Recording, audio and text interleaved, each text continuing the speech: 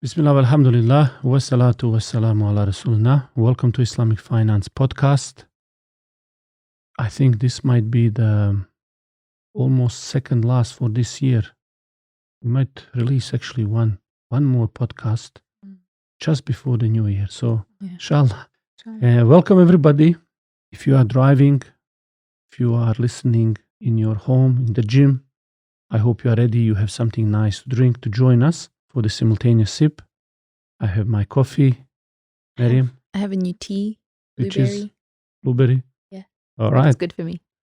I hope everybody is ready for unparalleled dopamine experience of the week. Simultaneous sip in 3, 2, 1. Bismillah.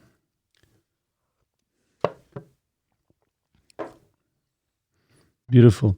I hope you all enjoyed that. Today I'm thinking we have some interesting topics, maybe observation about technology and whatever is happening in the world.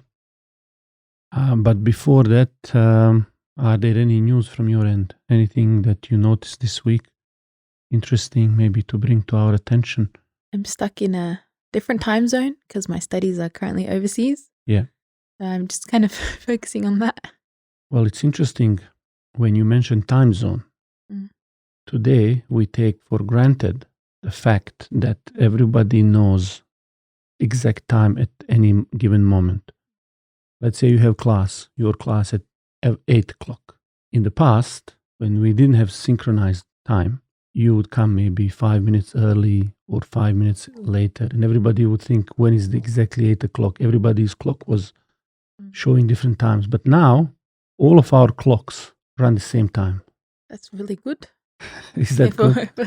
If it wasn't that way, then studying online would be very difficult. So that's just one of those things with the use of technology, things happen like that makes your life much less uncertain, and you simply don't notice. We just take that little thing for granted. That is a segue into the world of technology. Yeah. What do you think in terms of technology? What's happening these days? I think this Bluetooth technology is insane. Why?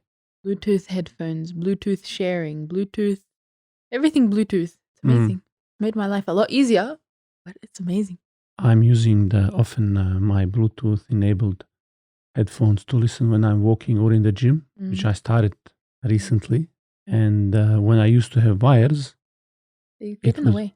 I have this playlist on YouTube, one sheikh that I listen, and it's a very long one. Usually he talks for 1 hour. So I start 1 hour talk, and he goes through these very deep sort of topics. So I really enjoy that workout, and I don't feel like I'm losing my time. That's for me usually the biggest problem. With working out. Working out. Am I just walking or cycling or doing weights and stuff for no reason? So you don't want to necessarily interact too much with technology. You don't want to see technology. Yeah. Less you see, the better technology it is. Technology is great when it solves these problems that we don't want to deal with. Medicine? How would you describe certain things in medicine? I think something that they do now with the heart, where they can track it from the outside. They put something in and they can track your heart from the outside. And because like some of the paces, they're able to like transmit information. They can tell you like, oh, even though it's a pacer, if it's irregular heartbeat or something, it can alert the user. Very fascinating. Yeah. And it will tell you something that would otherwise take very complex machine that you need to connect yourself and big devices, and then you monitor for a long time. So some of this is still experimental, not sort of 100% used clinically, but when you think about it, you can analyze even now oxygen level with corona. A lot of these Series 6 Apple Watches, they have oxygen level which they monitor, which is I think one of the first signs that person's got corona. You already have tracking your steps, you're tracking your heartbeat. You told me your watch is reminding you to stand up, drink water. Yeah. And then when you think about, we use applications such as, let's say Zoom, change the way we work. Then you have things like Amazon completely revolutionize the way we do commerce. Tesla, which is producing what they call software car, that is disrupting entire traditional automotive industry. And more we have inter-device connectivity, like they call it Internet of Things, where even your devices are now without you communicating and tracking whatever is happening in order to assist you. I know there are some conspiracy theories, and because there is a moment where technology, like we have seen with mobile apps like Muslim Pro, that were selling data to some entity that was selling then not the full data, but part of your metadata to certain military organizations. And when you think what can be done with it, all of your data is already on the cloud. Your financials, your emails, movements, you sharing on your social media, a lot of stuff. And so when you connect with different people, they also have their own patterns. It is connected with artificial intelligence that can analyze your pattern better than you. And it's not for no reason that we see technological war being waged between US and China. Hundreds of billions of dollars of corporate secrets and data is being stolen by many of these companies that are exploiting these vulnerabilities in hardware or software to spy and steal sensitive information.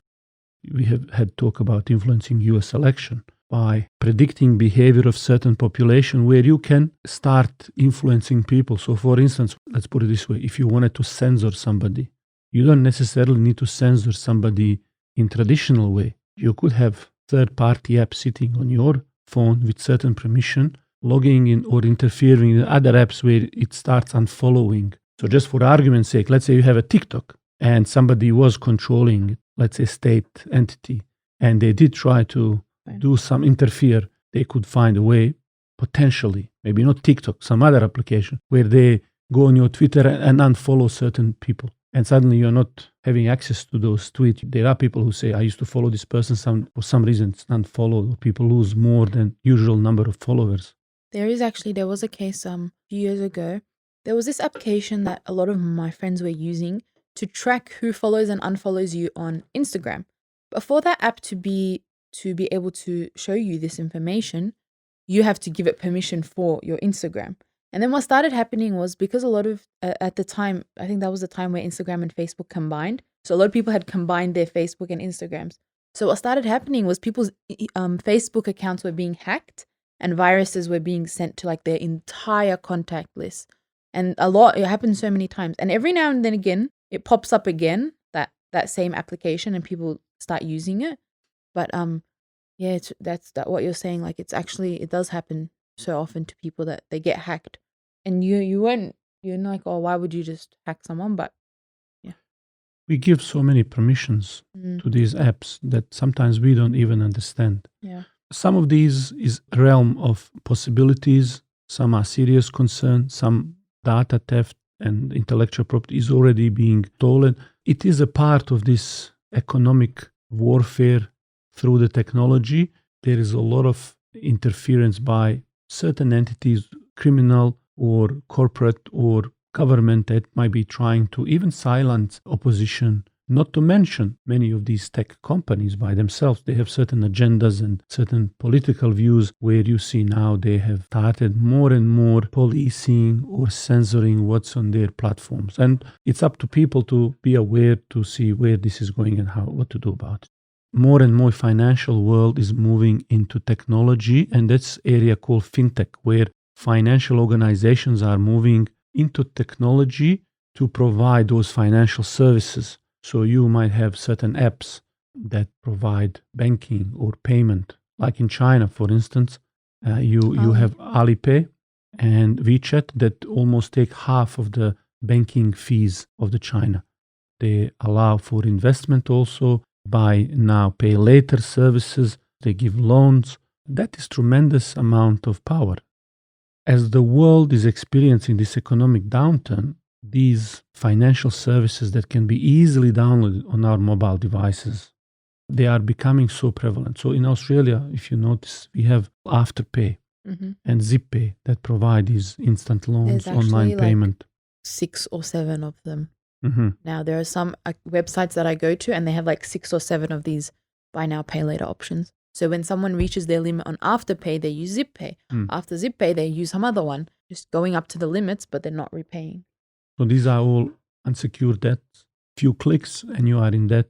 What should Islamic FinTech firms do about this? What should Islamic finance do about this explosion of debt-based products and technology? When I think about it, one of the challenges that we have in this particular industry of FinTech is that for a long time, a lot of firms were focusing exclusively on technology itself.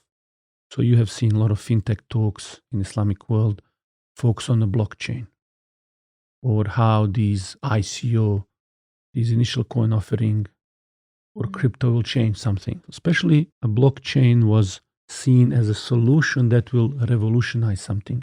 Obsession with technology in search of a problem. What exactly are we trying to solve? Blockchain as a tool was a database which is a lot of hype, but it did not live up to all of these expectations. Key challenge for Islamic FinTech firm is that it's too easy to become a financial intermediary where the only thing you are doing is you're giving loans, selling money for money. That's very easy to do. But the challenge with that is commercializing loans, selling money for money. As we talk about the contracts, that is a riba-based contract. So that's number one challenge. And in order for Islamic FinTech to work, it needs to be connected to something that is real. A real activity or real service that is income generating. So that could be equity-based financing, where people are buying equity in certain projects.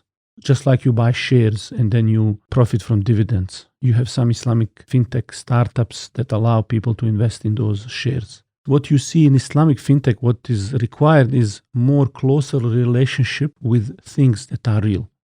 For that to happen, there is a big challenge that I see.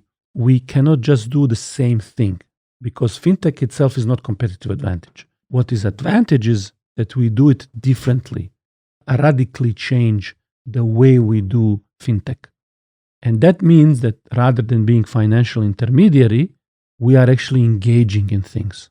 One of the extra thing that we need to be thinking is how can we bring, especially in local communities, money to start local production, manufacturing, something that creates real jobs, that can impact real economies. That is the promise of FinTech, more participation, more impact. Challenge that I see in 2021 is around a legal and regulatory environment that will control this. It's too easy, like we have seen is in this initial coin offering and other scams, where people promised the world and they have some white paper to tell their story, how this will be great, and people invest millions of dollars and then poof, everything disappeared. It was a con job from the beginning. You don't have legal recourse, no rights, nothing. Technology made a scam frictionless, so easy. Just because there was maybe some advisor, some picture of somebody, some promise, doesn't make it legit. That's why if you see financial institution in Australia, before they can solicit investment, they need to have license. They need to have a prospectus that will explain what type of risk you are being exposed to, what the money will be used. There is a trustee that ensures that money is used that way. There is a custodian of that money that release the money for the real purpose. There is a fund manager. There is a responsible entity from the government who monitors what's going on. If we are to have online environment, FinTech, that people can trust, and that's the name of the game. When you deal with the money, you are in the game of trust. What legal and regulatory environment need to exist for you to have recourse in terms of law is same that you have in real life, that will allow confidence of people to really invest. For us to make a real impact, whether we want to do some payment network or we want to do banking services or investment services, money management, or we want to get involved more closer to the ground, pair up with other people, that we don't want just see money sitting on our bank accounts, but mobilize it for impact investment on the ground that create opportunities, that will require that we know the customers, we know the stakeholders. There is a relationship of trust. So that for me seemed to be the key for Islamic FinTech. I would just, in this quick episode, like to remind our listener that sometimes getting into debt through the technology and credit cards before and now apps has become so easy. We impulse buy and overspend. And that is why if you look at the global debt from households, companies and government, you will see it's now $250 trillion or over 300% of global debt to GDP ratio. What we need to be thinking as society is that what happens if we hit another recession in this current climate? What happens with everyone who is in debt, who is living life of credit? And so our younger generation needs to know actual effects of recession, which the whole world is heading into as it continues to drown in debt. The Prophet ﷺ linked this debt with being in prison by saying, your companion has been detained from entering paradise on account of his debt.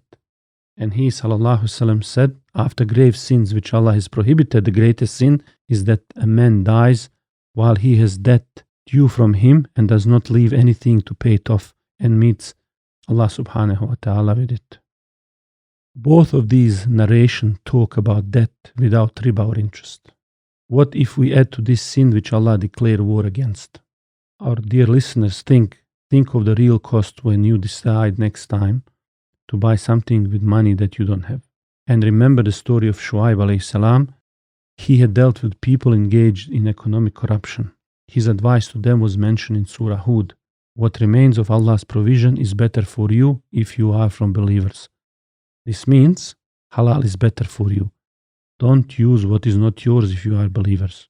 And it is sign of iman to just contain your spending to what you have from halal and don't seek any other means. Basically, use what you have in your pocket. Or in the case of the fintech, what you can invest and connect yourself from real underlying economic profit-generating activities. But the key is be content with halal and save yourself from prison of worries and debt. Don't let money be master over you. Same technology and same banking will produce same problems or debt.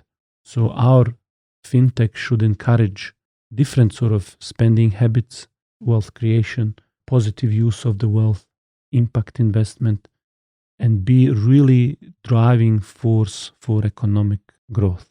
So we hope that they will distinguish themselves in terms of quality of their products and trust that they build.